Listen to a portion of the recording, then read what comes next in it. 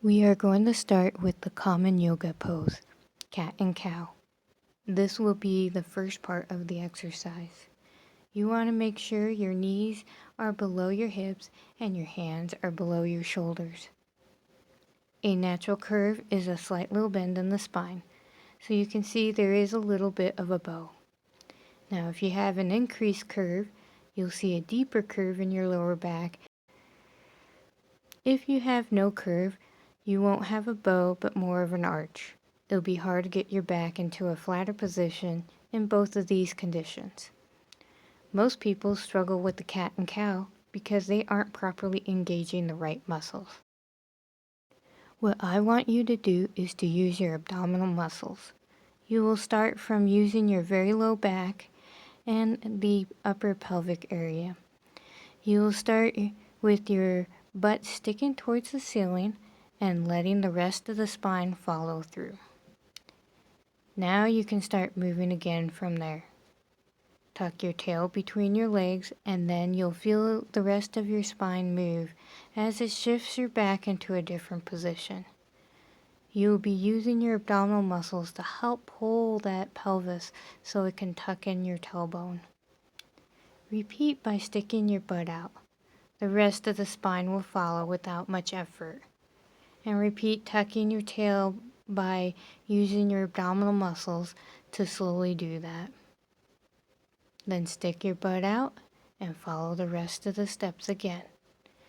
It's best and most useful to see yourself doing this in a mirror to make sure you have your posture right. If you don't have a mirror, you can use a phone or even put it on the selfie mode. This way you can record yourself and see what you are doing.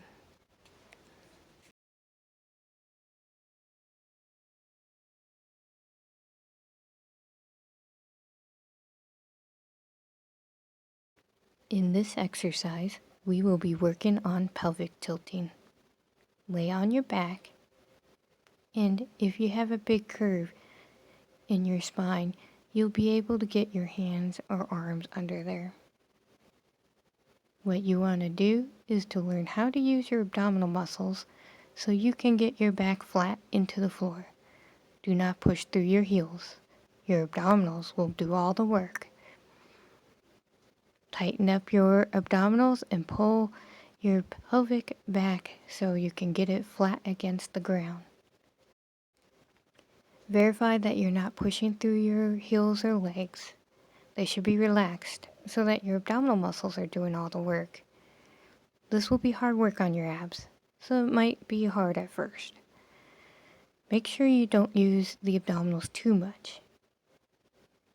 It should be engaging and working from the lower abs mostly. Your upper body, chest, and shoulders should be relaxed and flat, not rounded in any way, and your diaphragm and ribs should be relaxed too.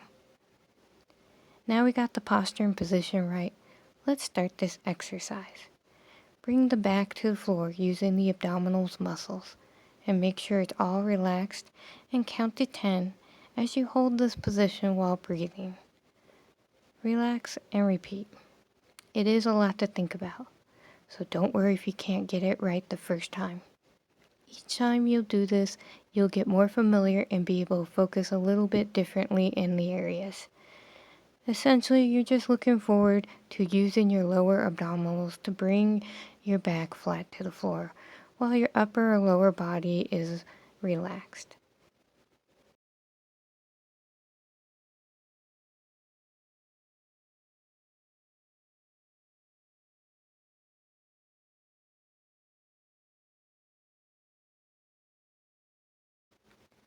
Starting from the last exercise, we will incorporate a leg extension.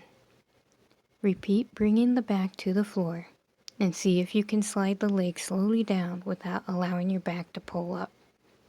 If you find you can only do to a certain spot, that's where you want to stop, and make sure your back hasn't moved. This is where you're going to work it to. Then bring your leg back towards its last position. Repeat this onto the other side. Remember, as soon as you feel your back wanting to move upwards, that means you're going to go too far. You got to come back and readjust yourself. Eventually, you'll be able to do this with your foot fully flat without your back lifting. It may take a little bit of time getting there depending on how tight you are and how weak your abs are. So let's walk through this exercise again. Start off by using your lower abdominals to push your back into the floor. And that's where it should stay. Slowly slide your leg without any lifting. Once it gets to the point where it feels like your back wants to lift, stop and hold it for about 10 seconds. Then slide your foot back. Now let's repeat this on the other side.